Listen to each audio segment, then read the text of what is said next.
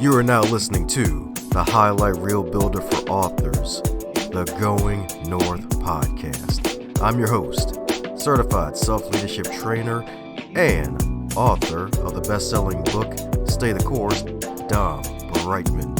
And you're going to be getting some goodies today from the guest that's up next.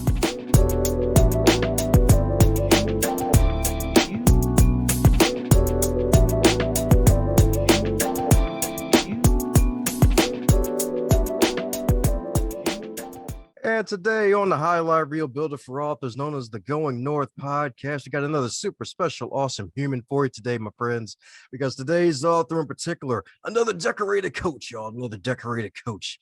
That's right, y'all. She's decorated with medals and jewelry, y'all, and certifications because she is a professionally certified ICF executive coach, a senior HR professional, and has a background in industrial organizational psychology. And just a few words to describe some of the stuff that she's been through. Life, resilience, grit, and impatience for life have all been constant companions as she supported her wonderful Air Force husband and has moved her family around the US of A for 26 years. And her ability to help clients navigate change, clarify what's important, and step into better and not butter conversations have led her to be a contributing author in 2 books. And now she's got her own book now, y'all. That's right. She's going solo Hall and Note style with her awesome book called The Ask Framework. So let's give it up for the one, the only, Carole Stizza. How you doing today, Carole? I'm doing fantastic. So cool to be here. Yeah, that's right. It's cooler than 7 cucumbers. I've never had somebody have so much fun with conversation. This is awesome. Oh, yeah. Heck, this might be cooler than 20. Well, let's go with cooler than 26 cucumbers because, my goodness, thanks for your husband's service, being in the Air Force, serving 26 years and being a military wife. So I'm sure there's a lot of challenges with that. A lot of challenges, a lot of fun, a lot of hysterical stories of moving a lot. But I think the most important thing that comes with that duty is a close group of friends that you will now travel to see because you are forced to live next to each other in really weird places. Yes, it did. Yes, it did. So what was the funniest or most hysterical moving story in your back pocket? I think it was when we were trying to potty train one of our children. He was a son, so he could aim at a tree. We thought that was pretty cool. And we get to the new base and we're unpacking, and the neighbors come to meet us at the front door, and we're like, we don't know how you raise your children, but we don't raise our children to pee on all the bushes. And we had to explain that when we were road tripping, we just couldn't find bathrooms fast enough.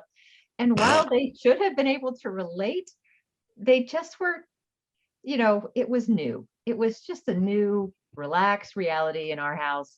It turns out we were the house that all the kids hung out, probably for good reason. But we did have to curtail the foliage decorating with,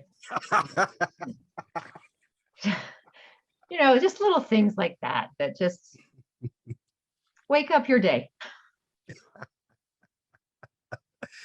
Oh, man. I got this bad joke about the time I was a tree. Good thing I wasn't a tree when this happened. My goodness. That is very true. That is very true. Yeah, it's we got to know our neighbors very well. We were very good friends in the end. There you go. That's the key to friendship, y'all. Have your child pee on a tree for potty training, y'all. I'm telling you. Your neighbors will notice, and then they'll have to come over and ask you, hey, what are you doing? And then they realize, oh, you're great people. Yeah. Keep it in the house. Don't want to see it outside. Yeah, just keep it real, body humor talk. There you go. But hey, party also can sound like party because, my goodness, it's party time for you. First ever book on your own, The Ask Framework. Congratulations. Thank you. I think when I was co-authoring the other 2 books, the big joke was like, can you write your own? I mean, come on. So I was like, okay, all right, we're going to do this. And with the pandemic, it sat there screaming at me from the shelf going, finish this. So I was trying to make lemonade out of the lemons of being home a lot. There we go.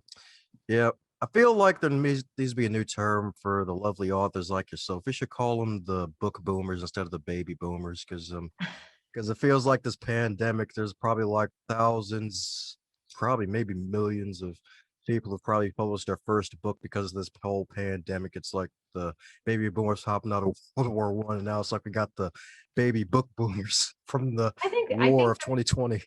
I really think the pandemic does promote the book boomer, cause and effect. When you have a pandemic, you will have babies and books. It's just what's going to happen. There you go. Exactly. The good news is if you feed, the difference between feeding one or the other is a book. You keep feeding it, say, okay, you get some change. You feed the baby, it's like, oh, yeah, I still feed them for 18 years plus. Oh, buddy. Yeah, yeah, that is very true. There's a ROI difference on both of those. Oh, yeah. That's a Funny.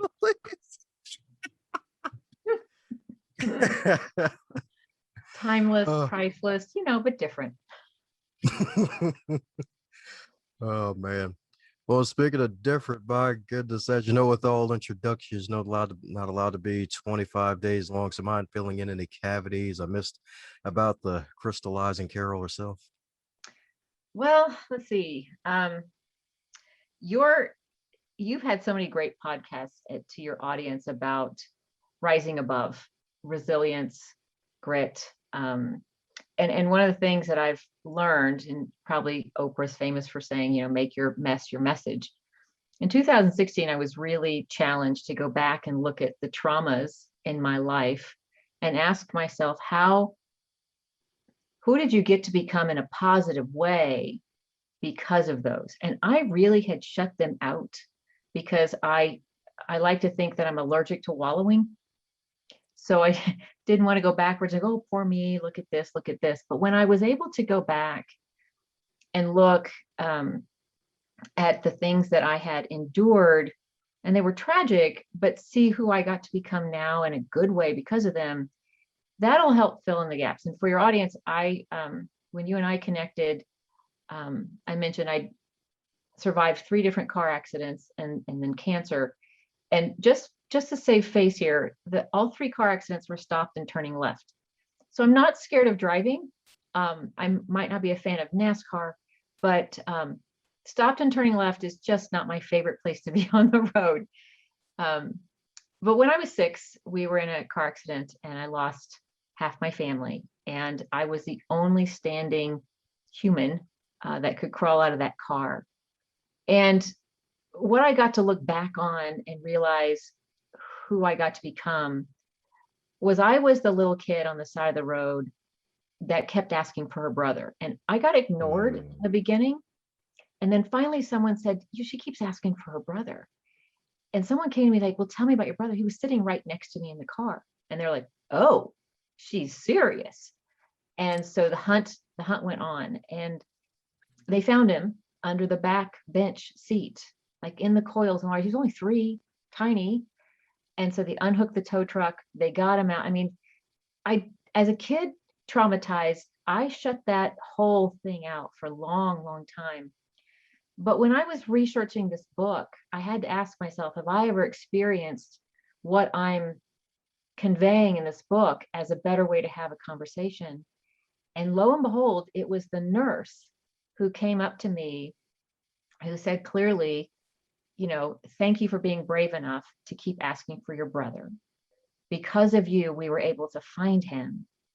And because of we were able to find him, he's going to be okay. Mm. And that was that brilliant way of stating clearly what she was talking about, context. The one thing that she wanted me to remember, and an example of the result it provided. And when it was one of those days when you're writing and you're researching and you're like, whoa, I'd forgotten all about that conversation. So from that car accident, I got to go back and say, oh, I'm that person in school who was very quiet, but I'd step up for the person who was quieter than me. I would ask a question if I knew it needed to be answered. And I was persistent when I needed to be persistent, but I really, would back off all the rest of the time. I was pretty happy-go-lucky, shy, quiet. When I was 17, I was in the second car accident, and I was in intensive care. And I remember in the haze that someone said, "Oh, the other driver just said they never saw her." And it was really clear in that moment how I understood how painful it must be for people to feel invisible. I mean, I was actually in pain, but it really hit home. And so after that, I could look back now and realize, oh, after that, I went back to school and I smiled at everybody. Didn't have to say anything, but I smiled. I just wanted them to know on my watch they got seen.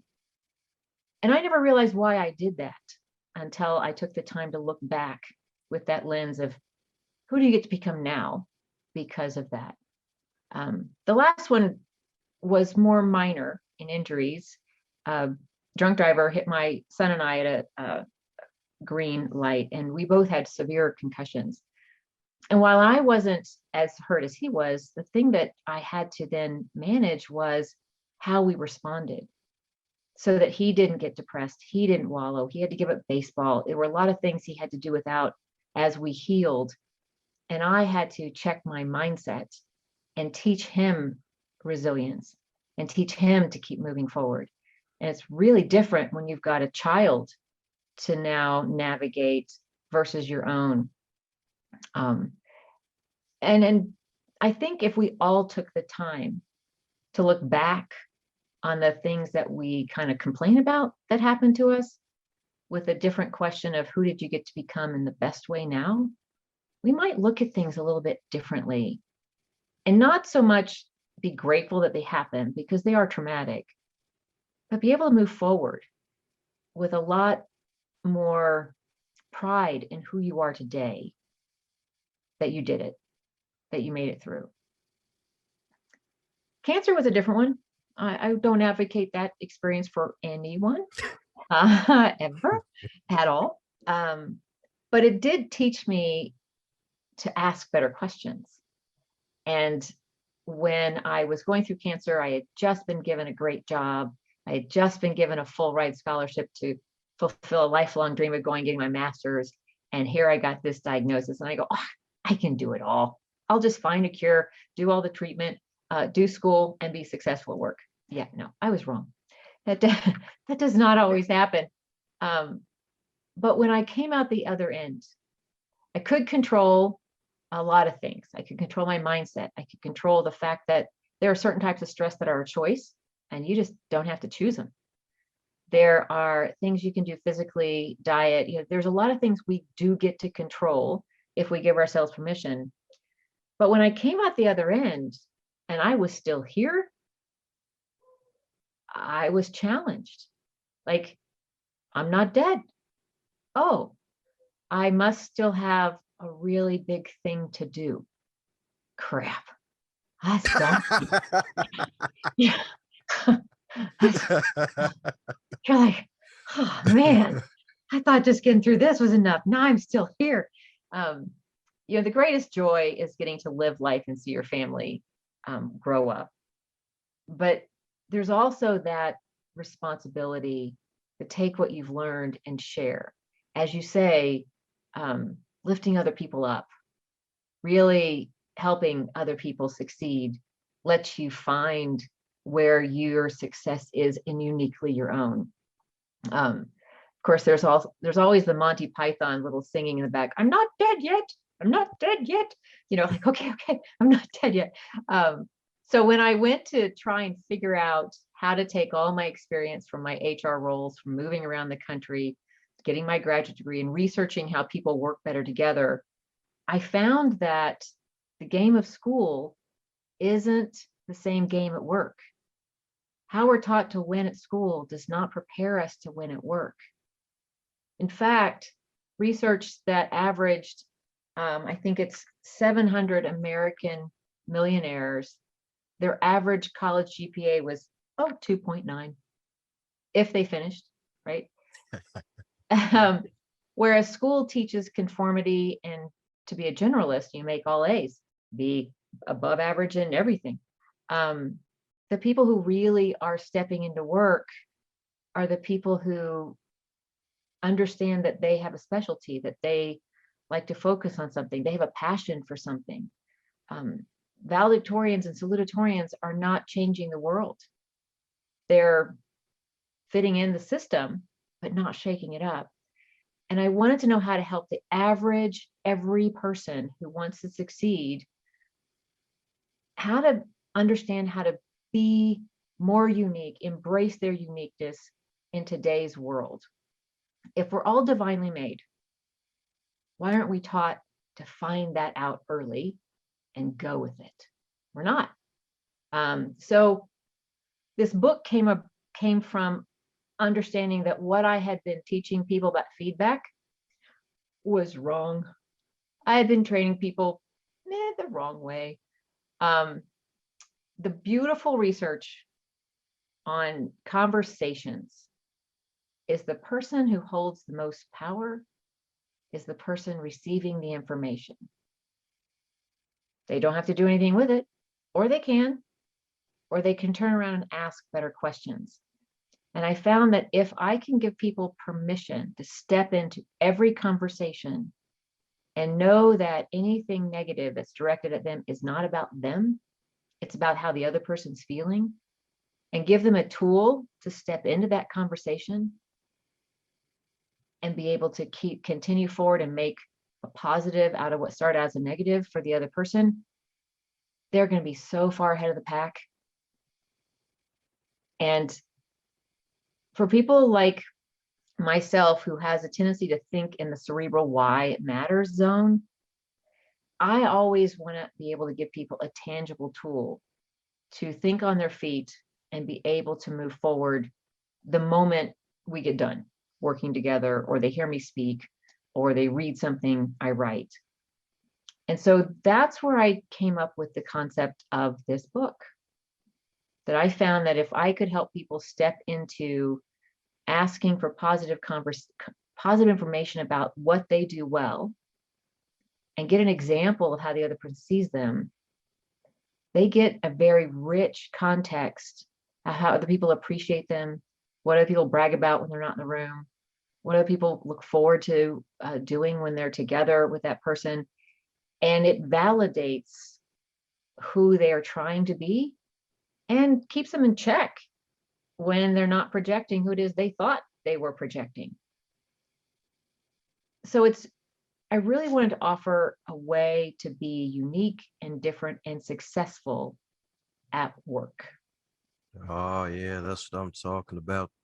Yes, indeed. As they say in church, you don't look like what you've been through. For those who may be looking on the YouTube page and you see this lovely lady on camera, you're like, my God, she went through 3 car accidents. One of them was a concussion and stage 3 cancer. And she looks that freaking good. Like, congrats to the freaking husband. And more importantly, she is also now a certified coach with all this wonderful wisdom that she's been sharing for years. And she was able to unlearn some of the things that she's been teaching over the years. And it really takes guts to do that, because especially if you've been doing something for years on end where you feel like it's right, it takes a certain type of courage to be able to actually make that turn and make that switch, to be able to realize, oh crap, I think I've been doing this a little bit on the wrong side. I've been doing this a little wrong. Let me change trajectories here and really do it for the better. So do you feel like those, I wouldn't say setbacks, but those tragedies really helped you to really drop any fear that may would have came over any other person, to really realize, oh crap, like this could be like my last day on earth here. Let me make sure I actually do something right to truly help people at a higher level than what I've been doing for these past few years or so. It's interesting that you asked that question, because as you're asking that question, my first instinct was, no, I was just as insecure as the average person, until someone says, you may not make it out of this one. Like when you go through 3 car accidents, you're like, 3, magic number, we're good. And someone says, oh, by the way, and you're like, oh, okay, now you're serious. The interesting thing about insecurity is that we have a tendency to be as secure as we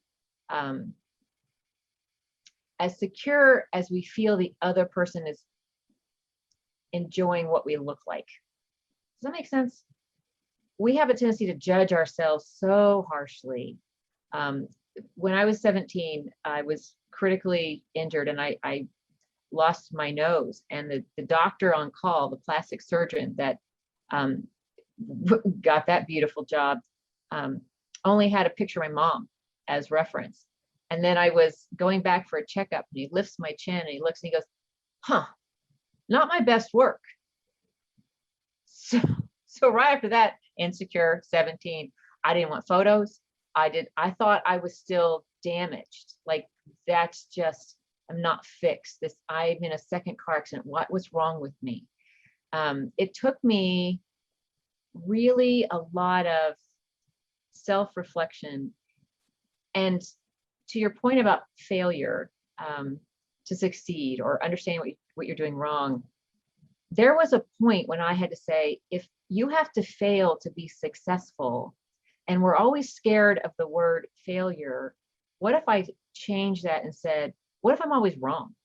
That was a whole lot easier of a conversation for me to go, okay, I'm going to say this and I'm going to be wrong. Okay, the world didn't end. And obviously I didn't die because I'm not dead yet. It's just that someone way back there, like, it's the test of mortality. If I rephrased failure and success to wrong and learning, that was a whole lot easier for me to step into. And so when I was getting to do my graduate work and helping, so I was an HR consultant when I was doing that, and I ended up coaching a lot of business owners in their leadership. And by the time I finished my other certifications to round out and be that certified coach, I was coaching all executives at that point. And we kept talking about failure and success. But when I rephrased it as, what if you're just wrong and have to learn? They were more willing to have an experiment. Okay, how do I have a better conversation? And so that need to have better conversations really kept the ball rolling on this book. People are really wanting to have less drama, more professionalism, better information, and ongoing conversations that have actionable items to them that everybody has buy-in to. Where's that? Couldn't find it. So I really kind of went back to the drawing board and flipped feedback upside down and used that wrong to learning idea and started looking at where the new research was identifying where we had always been wrong. And to your point, it was later in life. I wish I had been that a brilliant sounding person much earlier. I would have been a much better mom. Truly. It just would have been nice, but it happened, I think, a little bit later when I was coaching leaders to understand more about resilience and grit and failure, success, being wrong and learning, being willing to experiment. Sounds so much easier than go fail. It really does. Yeah. Definitely can say that again. Funny enough, actually, one of our past guests, Colonel George Milton, funny enough, he actually refers to failure as the greatest resource on earth, because if you come out alive out of them and you learn from them, well, you got some material to go off of for future advancement. It's so true, but it's such a trigger word. Mm-hmm. It really elicits emotions that people aren't ready to unpack a lot of the time. And so changing perspective, even though you're not asking doing anything different, is an amazing pivot that some people need to just be willing, because we have a very unique, probably outdated way of thinking about failure. Even though we know better, it's still not fun. Oh yeah, definitely. My goodness. Well, since we're in this area of failure, so in addition to the tragedies and realizing that, hey, I need to unlearn some things so that way I can become a better human and help other folks become better humans, what would probably be, outside of those things, what would probably be the greatest failure that led to your greatest lesson? The greatest failure that led to the greatest lesson was when I realized that for all the talk about helping people be unique, I didn't treat my children as if they were uniquely made. A lot of parents project and try and help their kids be a better human than they were, without realizing that maybe they weren't meant to be that human, that person.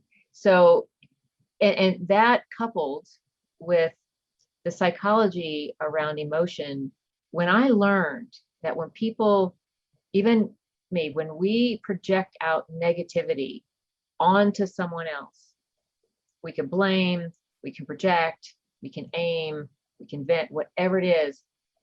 It's not about that person. It's about us. It's always about the person emitting the negativity.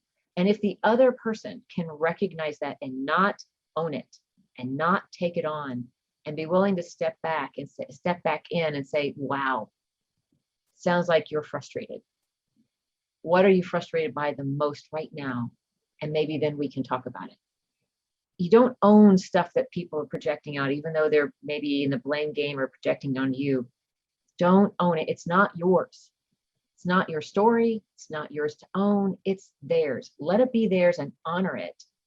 When I learned that, that was a big release, because so often we're trying to please people or make them feel good or make them happy. And that's also not our job. That was really a big lift for me, and I coached on that a lot. But going back to my kids, now that they're adults, I step in with better questions, no different than I'm advocating in this book. I literally will clearly state where my head's at, the context. I will only ask or offer one thing, and I will only ask for or offer an example so that they get a vision of what I see.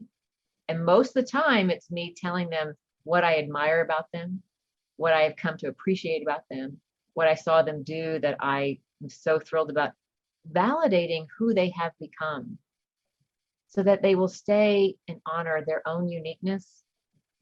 That would be my biggest gift that I hope I could leave them with. Oh yeah, yes indeed, yes indeed. And the good news about that, even though you may beat yourself up for not knowing that in the earlier stage of life, is the fact that, hey, I mean, the good thing about kids when they age and the parents are at the lucky still have their parents around and vice versa is that deeper conversations get to happen. And I'll be a much better grandmother. Man, I'm going to rock it. It's going to be awesome. There you go. That's right. The grandmother swag. You'll be the favorite grandma all the time. It'll be great. That's the goal. You still have to be an adult, but come on, that'd be so cool. I think grandkids are your do-over with a whole lot more wisdom. I really do. Yeah, you just send them home back to the parents with sugar, right? Loud noises, sugar, all the things. You're like, no, I did learn from my own father pulling that on me. That's not cool. That's just, Oh. although I have tested it a little bit just to see, just a little. That's right. Be like Homer Simpson back up into the bushes after you send them back to the parents with the sugar. Like, yeah, my deed is done. That's right. Payback. Oh my goodness. Well, with that wonderful lesson of failure, now asking those wonderful questions, you got this awesome book called the Ask Framework with, well, questions. I mean, they're so darn powerful because they require a thought and a response. Is there a particular type of question you feel like folks should be asking themselves, or maybe even more executives should be asking themselves from a self leadership aspect more often that they don't or probably don't even think about? There was one asked of me recently that I think has merit. If I were to ask somebody to think about who they want to be, right? That's the context. If they were going to wake up tomorrow and be who they want to be, just do them, what is one thing that would fundamentally change in their life? And how would they see that happening? Yeah, that's right. That's a darn good one too, because that's the thing. Like that question actually reminds me of the classic perfect day exercise where it's like, hey, write down what your perfect day looks like. And for some people, maybe like the heck does that mean? Like I'm awake No, and I could never do that because I'd want to do 5 things at the same time. All the things you always want to do in one day, and they'd be exhausted. Like I could not repeat that. I just couldn't. I just go all out. So the just if that's why I kind of brought it to, if you woke up tomorrow just to do you, what one thing would fundamentally change in your life? Because I think if we don't think like that, if we think how would everything change, we get overwhelmed and we just go back into our shell. But if it was one thing that changed, that's enough for your brain to wrap around and then debate, well, why am I not that person now? And I think we all need to ask ourselves that more and more. Are we settling or making it easy and falling into being someone just organically, or are we intentionally becoming the person we want to become? Yeah, yes indeed, yes indeed.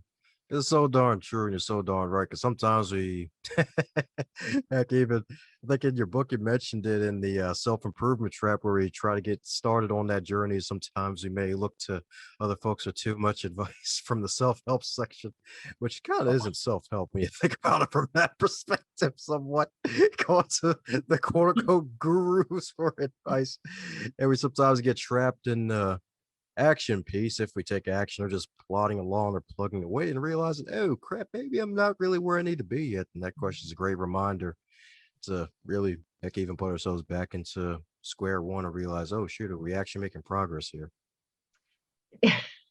Well, that becomes a drinking game. So, be kind to yourself. Just be kind to yourself.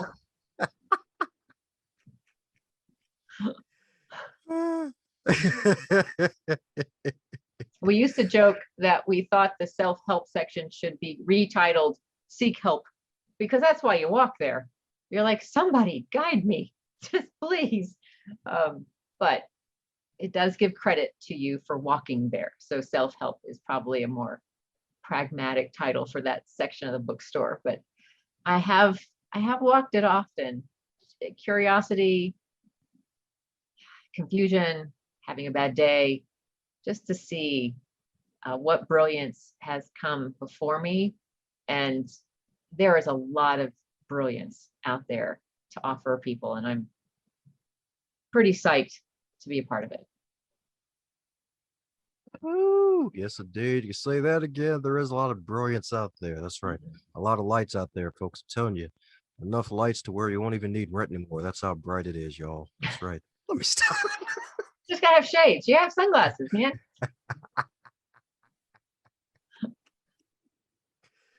Oh man. Yes, indeed. Yes, indeed.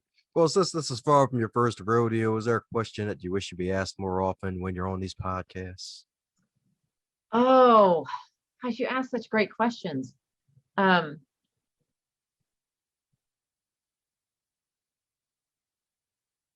I think the only question I would love for, I think everyone to get asked more is, what makes you laugh every day?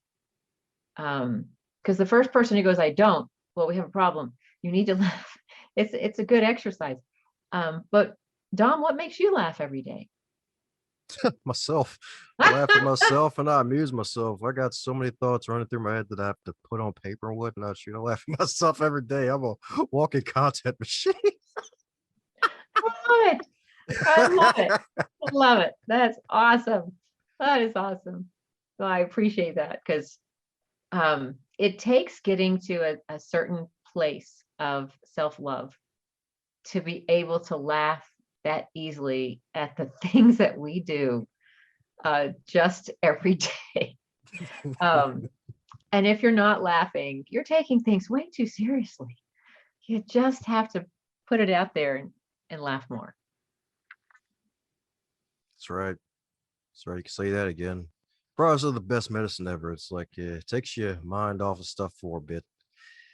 Yes, indeed. Yes, indeed. Heck, maybe a little bit longer than expected sometimes, especially if it's one of those rolling thunder moments. Like, just keep laughing.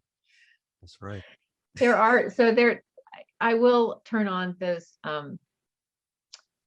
they're either recordings or on YouTube. Is the children laughing, like little infants giggling? Or Hmm. if you can hear a child's laughter and not laugh, you are an amazingly serious person. But if you just can, it's just the best vitamin. But to your point, and you triggered a thought, one of the things that I found that got its way into the book was we need to ask more questions about what we're doing right first, because Right. just like laughter, it elicits really good endorphins that makes the brain expand. And what they have found in research is that if you concentrate first on what's going right, or laughter, like we learn when we're laughing, right? The same premise. Teams who get together and talk about what's going right before they problem solve help them be more creative and innovative when they're problem solving, because they're pulling from suddenly be reminding of what they do right, and they creatively put it together for a new problem solution. We do the same thing as individuals. So if you go around and ask your boss or team member, hey, yesterday at the meeting, was the one thing you felt we did really well, and can you give me an example of how you saw that? Suddenly you have just self inflicted good endorphins into your brain about what you're doing right. And it allows you to have more energy for the rest of the day, energy for problem solving, and become more innovative naturally. It's a rather miraculous thing, which equals to laughter. Oh yeah, that's right. You could definitely say that again. Indeed, that's right. Yes, indeed. Always focusing on what's going right, so that way it's like, all right, so we're doing something right here. All Mhm. right, now we could go in and fix what's going wrong here. It's like, all right, so how can we make this oil change happen within the organization right now? Mhm. Definitely. Yes, indeed. Yes, indeed. Well, speaking of oil changes, even highlighted a little line in the book where, in the introduction, where it mentioned how you got to a point in one job where you actually forgot your instincts, what made you successful, and you're able to find your way back. So, for those who may be listening right now and they may be going through that similar time right now, where they may have dulled their instincts and they've been going so go, go, go so hard that they have forgotten to trust their instincts. Any advice for them to help them get back into that zone of genius? Well, for those who don't naturally give a lot of credence to instinct, and there are those because they're logical and rational. One thing that we've learned in psychology and in coaching is that your body talks to you. Your brain is wanting you to, is if you have a headache, it means it wants you to stop and really think more clearly. Like, get some sleep, dude. Just come on, think clearly. If your heart hurts, if you get really tight in the chest, it means you care about the relationship that is involved in whatever is you're worried about. But when your gut talks, when you get that nausea feeling, your gut is asking you to be brave. It's saying, look, whatever you have to do for yourself is going to require some courage to do what's right for you, which is why this is hard, because you're wanting to please somebody else. So when your gut talks, it's really smarter. It's your subconscious. It knows what you want. We call it the gut brain. There's the heart brain, head brain, and the gut brain. The gut brain is strong. Trust it enough to at least step back and go, why am I so in turmoil here? Or a better question is, what do I have to have courage to do that I really need to do? And that's where I got off track. I was so in the stress of the job. I equated all the different feelings to the stress of the job, of somebody else's needs. And that was a really good lesson for me, to take the time to honor who I'm meant to be. It's screaming to get out and listen. And for those who are stuck, take the time. And if you need somebody to talk to, people like me, reach out. Like, here's what's going on. I need to vent. I need to talk this out. And you know what you need to do, but you're scared. Period. You either care about the relationship, your gut's asking you to be brave, or your brain's asking you to really just stop and think. You know what you need to do. You're just scared, and it's okay because you're not alone. Oh, yeah, that's right. You're not alone indeed. That's right. Your gut's got you covered, y'all. That's right. That's right. It's got you covered. And not just covering the six pack either. It's got you covered, y'all. I'm telling you. That's right. I wish mine looked like a six pack. That'd be awesome. Could advertise it as the six pack wonder gut, but no. Uh, I have some COVID fluff, like a lot of people. It's okay. well, that's a new word for COVID fluff. All right, COVID cool. fluff. I'm going with it. Ah, As we get very out and good. about, it'll go away. It'll just dissipate as I get more active out in the world. But yeah, I think the thing that scares people the most is that, and I think Ryan Holiday, an author, said this, is that people want so badly to matter, and yet we measure ourselves by things that don't. Ah, yes, indeed. Yes, indeed. That's right. Y'all better be taking notes in this interview, y'all. I'm telling you. That's right. Yes, indeed, baby. Having that pen out, indeed. All four color pens, too, if you have to. I'm telling you. Some of that green stuff, indeed. Ask yourself, like, hey, do I have the courage to take this on? Indeed. And like, hey, why am I lacking this courage here at the situation? Like, your gut knows, indeed. That's right. With the COVID fluff and all, your gut knows. I'm telling Yep, you. we all have it. We all have a little bit, I tell you. Oh, man. Well, we're coming down to the magical question that every guest gets to receive, and that is if you're to wake up tomorrow and you were 25 again, but this time in the current year of 2021, with all of your knowledge and experience, what advice would you give to yourself? Oh man, that's awesome question. What advice would I give myself? Be you. Just get up, go out in the world, stop caring what other people think about all the things that don't matter, and go out and help someone. Just do it. That's right, y'all. That's right. With the yoga pants and the Nikes, just do it, y'all. I'm telling you. That's right.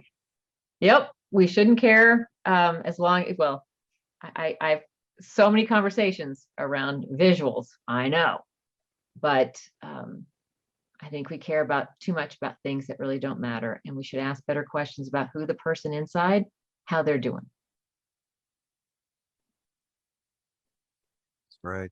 And wait for a response too when you ask that question. Like actually wait for a response, a true response. And if you're feeling really getting excited and they seem a little up for it, go on ahead and ask for a real response. Like, hey, how you really doing?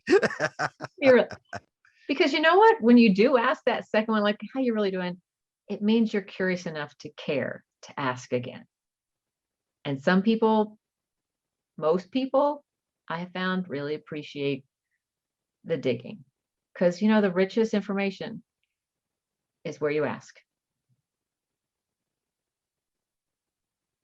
Richest information is where you ask. Oh, yes, indeed. I think I just found the quote for this episode. All right, there we go. There we go. There we go. Indeed. That's right. The curious and caring Carole strikes again, y'all. That's right. That's right. She's got the shovel and everything, y'all. Digging. That's right. She's digging, y'all. That archaeology swag, y'all. I'm telling you. Oh, only I could find the bones to prove it. Come on. Yeah.